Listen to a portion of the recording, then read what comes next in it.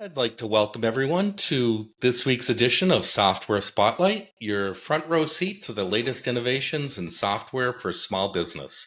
I'm Michael Burnswag, your host, and each week we are joined by executives at leading software companies to get an insider's perspective on the emerging technologies, business strategies, and market trends shaping the future. Tune in to stay ahead of the curve on leveraging software to boost productivity and growth in your business. Be sure to visit our website, softwareoasis.com, to access our free weekly software newsletter and sign up for our upcoming 2024 software webinar series. This week, we're fortunate to be joined by Bill Mueller. He's the co-founder of Start a Network, a company that aims to revolutionize group connectivity. With over 20 years of entrepreneurial experience and startups, Bill created Start a Network to the standard for comprehensive and accessible group management solutions. As we enter 2024, he recognizes developing a strong community around your business is vital for success in the digital age. So with that, welcome to the podcast. Thank you very much, Michael. I am honored to be on here. Very nice. And, I know a lot of our listeners may have been following the solution. It sounds like it's been a journey in terms of developing the foundation and architecture of the software to get to where you are today. And I know you recently launched, and I'm very excited to hear how everything is going and to fill our listeners in. But first, could you give our audience a little bit of an introduction to yourself and your background? Sure, I have a real diverse background, but I've pretty much been a serial entrepreneur all my life. Started out in the martial arts industry back when very few people were doing it. Now everybody and their brother seems to be doing it, but I first went to Okinawa 50 years ago and been training before that. So I have a 50-year relationship with my instructor who will be 98 this year. From there, I went to the employment industry, and I really had the first resume data bank that was out there. And at that time, I was doing it from my home. This was pre-internet. And when the internet came out, resume databanks became a big thing where employers could go through and scroll through resumes and choose people they want.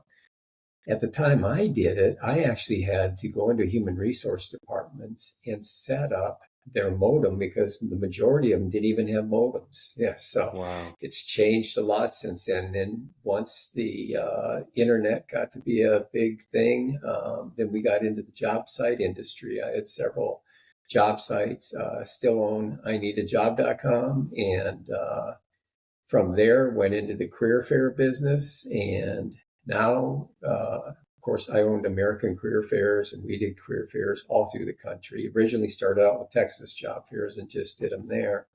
Now, most career fairs have also been hit by technology, and they're mostly virtual events.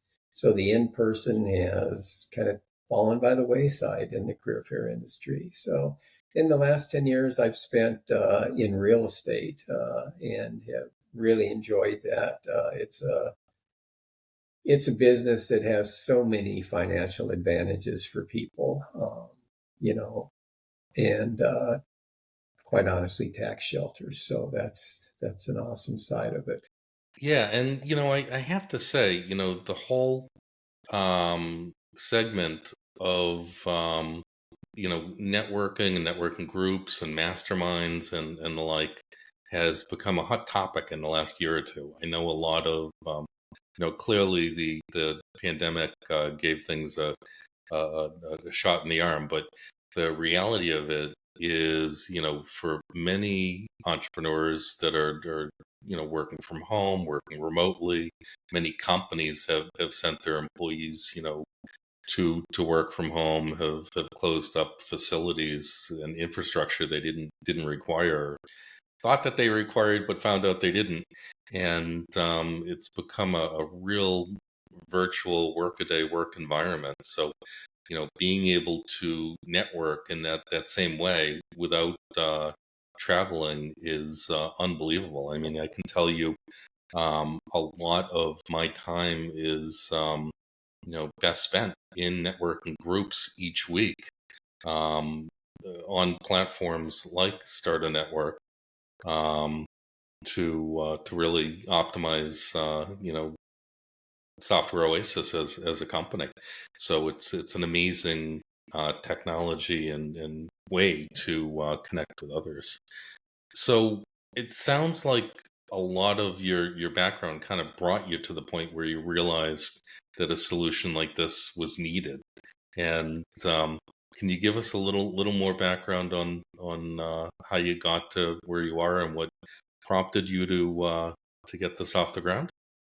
Yeah, I give a lot of credit to my son-in-law. He's a very successful broker in the Dallas-Fort Worth area with Smart DFW Realty. And he really built his business off of the idea of networking and building relationships. And he hammered that into all of his people. And I'll be honest, prior to that, I really didn't see the value as much. It's so prevalent in the real estate industry. I don't think there's any industry that can benefit any more by professional networking than realtors. However, any sales position or self-employment position can expedite their growth and certainly their lead generation through networking. I actually created my own networking group called Roanoke, Texas Business Alliance. And after doing that, I really realized there's some things that would help us manage this. So our goal partially has been to merge in-person and online technology and social media technology. So we want an avenue to not only meet in person, but to continue that dialogue throughout the week and build on that relationship that we made during our meeting. And what Start a Network does is we have a activity feed, we have group and private texting. So we're staying in touch. I originally got my start in what was called the Christian Business Networking Group. Somebody told me about another group that has 100 people that meet on Saturdays. So I went there, became really good friends with the person that ran that. He actually happened to be a missionary, and I accompanied him to Thailand, Burma, Cambodia, and just built strong relationships. Then I sat at his networking group by a bunch of people that were involved in Wingman, which is Chad Hennings. It was a previous defensive lineman for the Dallas Cowboys. It was a group that he started, and that's where I met my co-founder of Start a Network. So really, this birthed out of networking, and it's growing because of the needs to really up the game of the networking groups. Rather than it just being a lead group, it really needs to be somewhere that you're going to build lifetime relationships.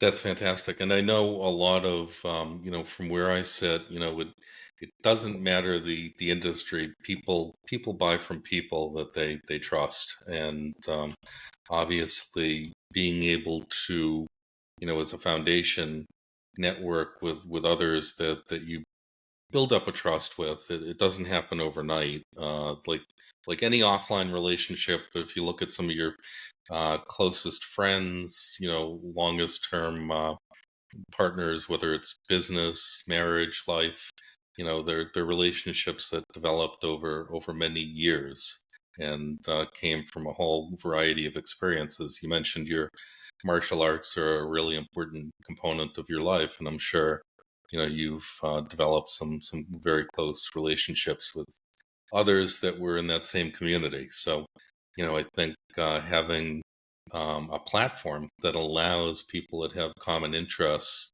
to, gather, build up that trust, and be able to refer, business partnerships, relationships, whatever it is, to one another is so needed.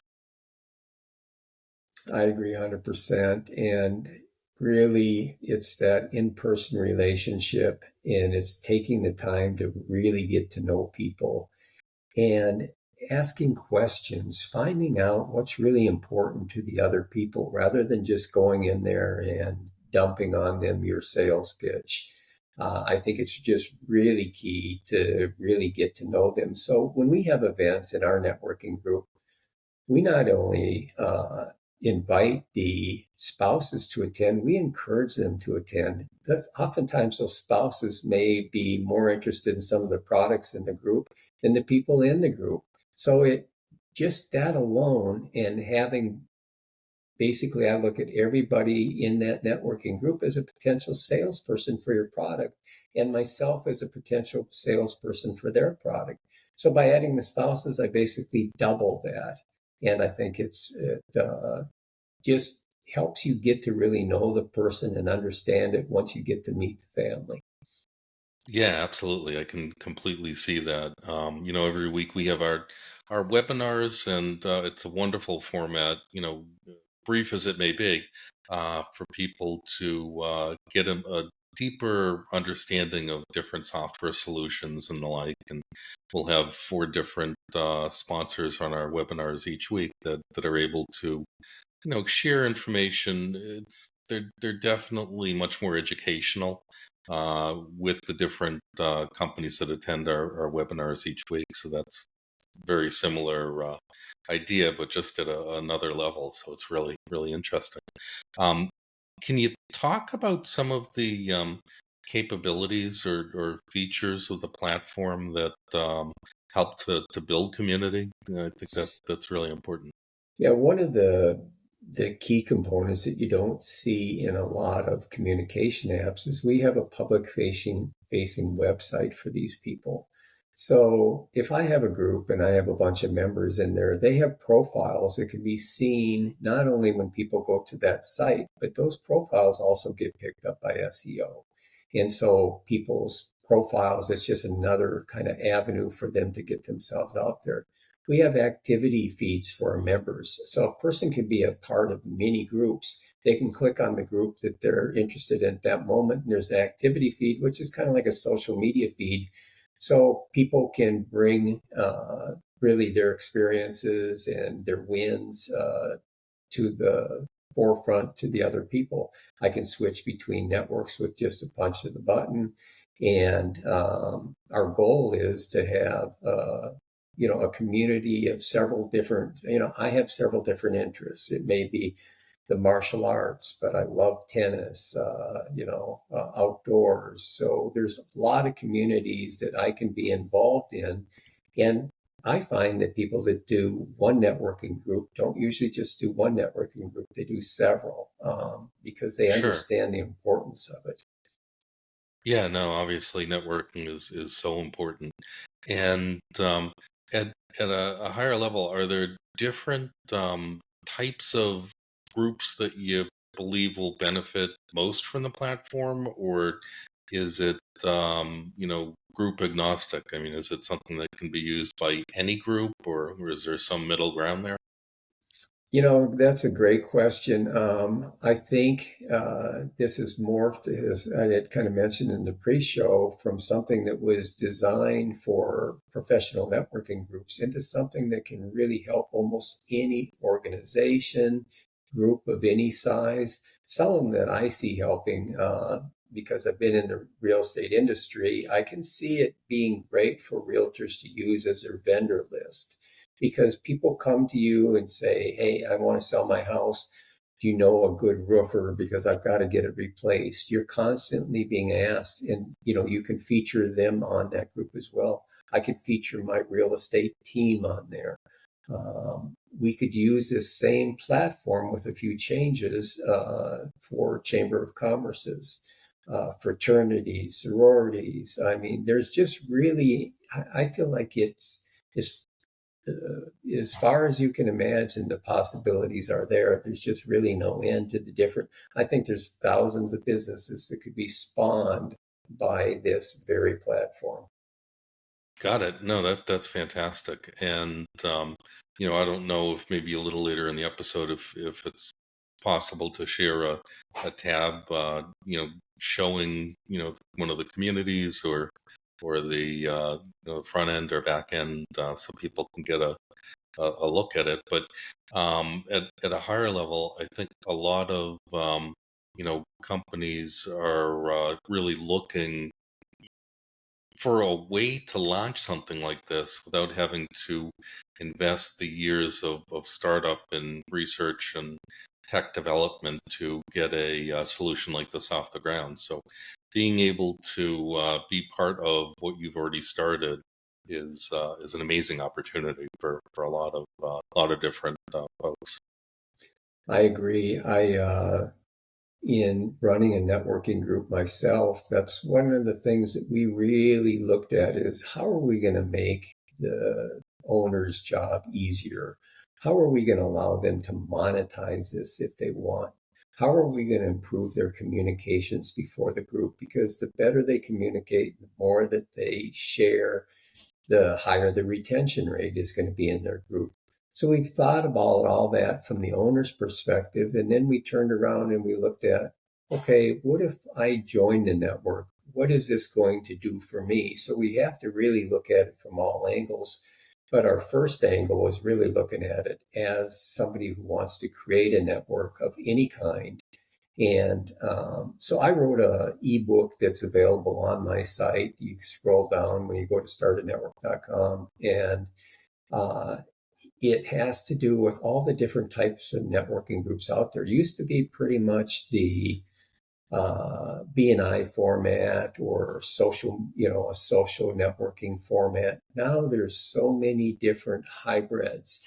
I mean, I could have a group that literally charges, or they may charge for different membership levels. They may charge for, or they may have different networking groups for specifically women. They may have a realtor-only networking group where they talk about, different investment opportunities. So again, there's so many avenues. And so what we do is walk them through in that ebook. Here's the different types, the three basic types of networking groups. Now, here's really some of the thousands of different types of networking groups you have. And there's a real benefit to creating the networking group rather than just participating in it. Number one, you get to pick the founders. You get to get the people that, you get to determine the culture of the group. How strict do I want this? Do I want this kind of lighthearted and fun where, the people in there are going to really enjoy? How much spouse involvement? Do we want a social part to this? Do we want a charitable part to this networking group? Where is it going to take place? As the owner, I get to choose all that stuff.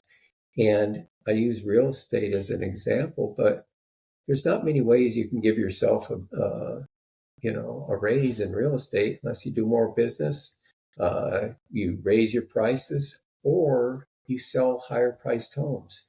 So if you live in an area and you want to target a higher clientele, you just choose to put your networking group in that area, and you're going to give yourself a raise and a bonus. So, Sure. To help people wrap their minds around it, can you give an example of a group that's currently on the platform and what one of the sessions might look like from that group, like from when somebody first, so for the group that's on the platform as well as some of the members, like what it looks like, what the member experience is from when they sign up all the way through to when they attend one of the group sessions? yeah, right now, probably the easiest one for me to use as an example of my own networking group which was the Roanoke, Texas Business Alliance. And so what we do is people join in with the Start a Network membership, and the person that creates it has a create membership credit. So we simply invite people to join. They come. The format that I like to use is to keep it very lighthearted. I want to have fun and I want to really get to know the people. I'm not interested in just passing leads. What happens in those groups is so often people feel so much pressure to pass a lead that they lose concentration on really taking care of the people. I've been in one group where they pretty much passed the lead of the person that had the cheapest product because they came there unprepared. And they said, oh, this guy does something for $50. He washes my Yeah. car. So I'm going to give the lead to him today. So I want to stay away from that. So I have something lighthearted at the beginning. I usually have a 5-minute video, something that's funny, just as an icebreaker. I think Sure. icebreakers are great. Then we'll go around the room and let people tell about what it is that they do and let them share. But not only what they do, what their needs are and wins that they've had, and referrals that they have gotten from other people. That's where the social media element really comes in. Is it's one thing to to be in your networking group and say, hey, I want to thank Sally for giving me this lead. It's another thing to also post that same thing on social media and let everybody know. And we can do that with a punch of a button, basically with our app. So if 20 people, go out and post that's in your group, it has a possibility of touching thousands of people rather than the 20, 30, 40 people that are in your group. Wow, no, that's very powerful. Amazing. Now, as far as for the person who's starting a group, um, are there possibilities for monetizing the group, or is it more of just a collaborative type effort, or what do you suggest? Each individual person has to make that determination, but we have set up our program to allow people to monetize. We have membership levels. You can charge by the membership level. You can give them different abilities. Maybe some people can do a spotlight articles that are generated by AI. Some people may not have that ability within their membership level. So we set up membership levels according to what they've paid, or we maybe, somebody can choose to give everybody in the group all the abilities of the network. It's up to the owner of the network to do that. But I think monetization is important because people do spend a lot of time building their group, investing into their group. And I think that most people should be compensated for it. A person could really make a living off of just hosting networking groups and facilitating them, doing them. I'm in the Dallas-Fort Worth area. I mean, we could easily handle 8 different groups in different areas of the Metroplex. So it's, but if somebody just wants to supplement their income and have a group, what better way if somebody's in, say, a Mary Kay or something, and they're in several different groups, so they're making money off of, managing a group. At the same time, they've got an extra 120 people that become their salesperson and their person that's going to endorse them and refer them out to other people. Absolutely. No, the possibilities are limitless.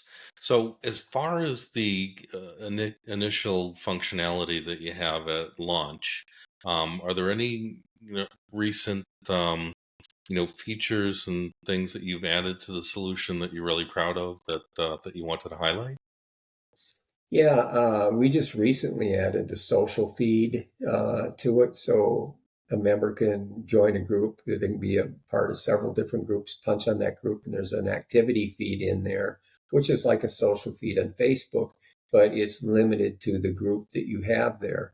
And then you can do that for every group you have. We have group and we have individual texting. So our goal is to really keep people in community, in communication, in between in-person meetings. So you have an in-person meeting once a week, once a month. Some people do it quarterly. But what Sure. happens in between there to really develop that relationship? That's where our tool really, excels, because we keep them in community. Like every group, we do encourage one-on-one in-person meetings. But, from Thursday to Thursday is when our group meets. We want to be able to communicate. We want our group to be a very close-knit group. And that only happens by investing time. And by investing time, it's usually caring enough to listen, to really find out what the other person wants to offer. And as far as those methods of communication in between, what are they? How do you facilitate that communication? Well, it's primarily as a group, and so if I want to send something out to the whole group, I can do that. If I think it's something pertains, if I'm a realtor and I'm going to have an open house, I want to let my group know it, or I'm going to have an Sure. educational program, I want to let them know. We really encourage people to break up as small groups within their group and make core groups. So a Sure. realtor might team up with a mortgage lender, home inspector, a plumber, and they make their own group and they go do their own presentations to different places.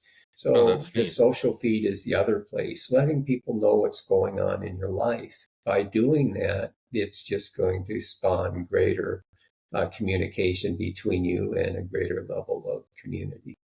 So for a larger group, is it a feature within the platform yet, or something on the roadmap for being able to have breakout groups, or is that something um, that you're working on in terms of Well, the a breakout concept? groups are already there in Okay, the group feature because I can choose who I want to have in my group that I want to communicate with as got it. far as the texting. But we're also going to promote events. So those breakout groups can let us know and we'll promote events on the group site as well. So we have an event promotion.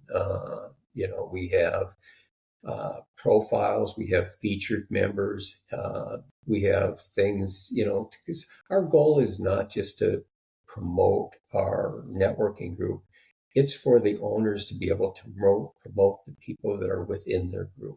And Sure. that's really what I think makes it unique is they're not just getting the group that's there, but they're getting a group of people that are promoting them, but they're also being seen on the internet and they're being promoted that way as well. Yeah, no, that's so fantastic, and it's so important. Networking is the key to success in many parts of life. Um, and they're real people that are in these networks. With real companies and real families and businesses and the like. So being able to foster that deeper connection is so important.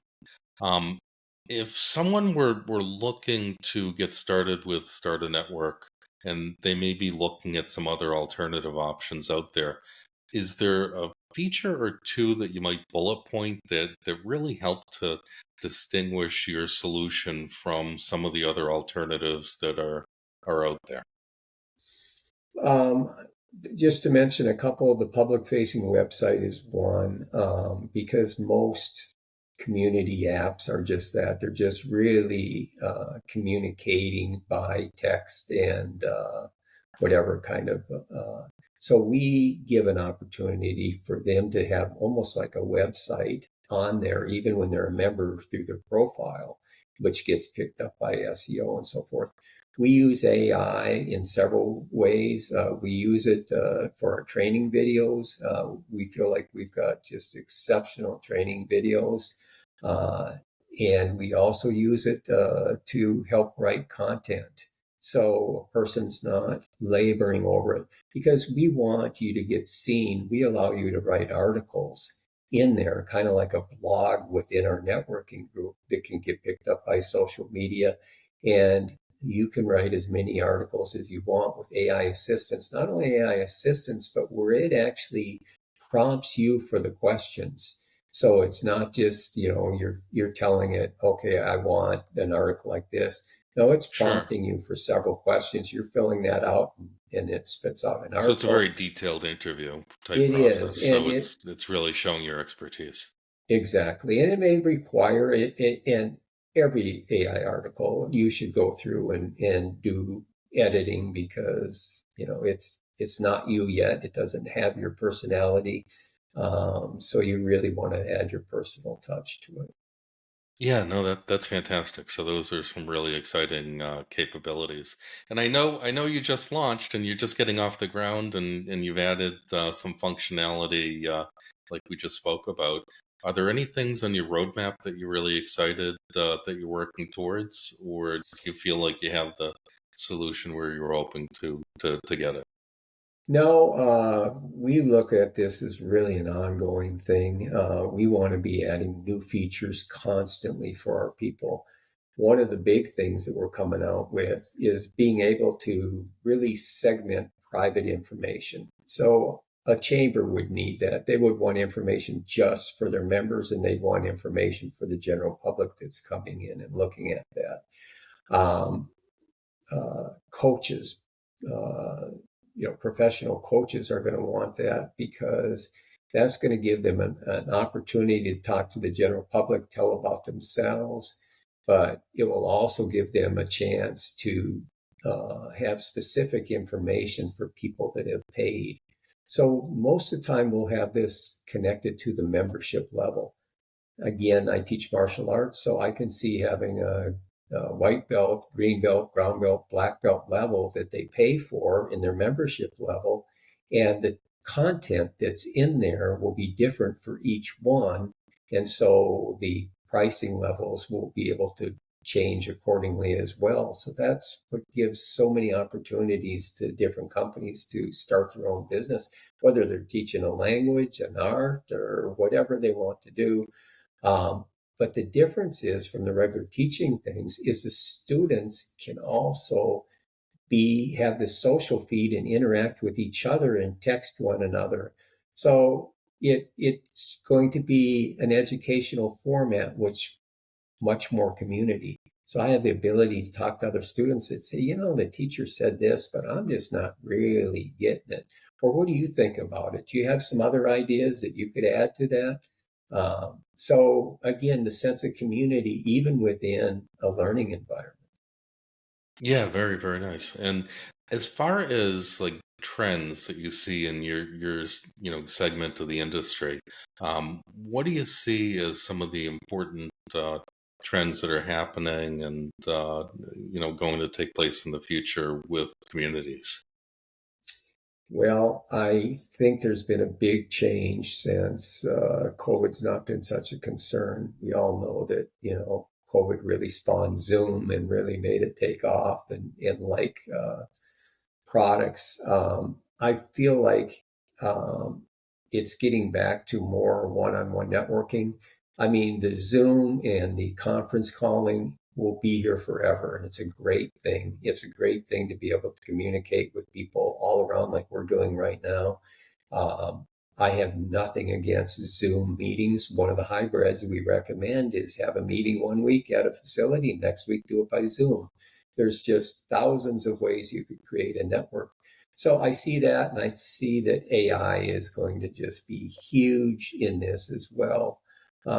Whether it's for training your members how to be productive while they're there, whether it's for content that you want to get out. But nothing will ever replace in-person networking because you're never, something about pounding flesh and shaking hands and really getting to know the people. And in group networking that's online, typically you don't meet the spouse, you don't meet the family members. And there's that Sure. option in in-person networking to do that. Makes a lot of sense. So, for any of our listeners that would like to get started, obviously you mentioned the ebook, and I think that's a great way, to learn a little bit more about the solution.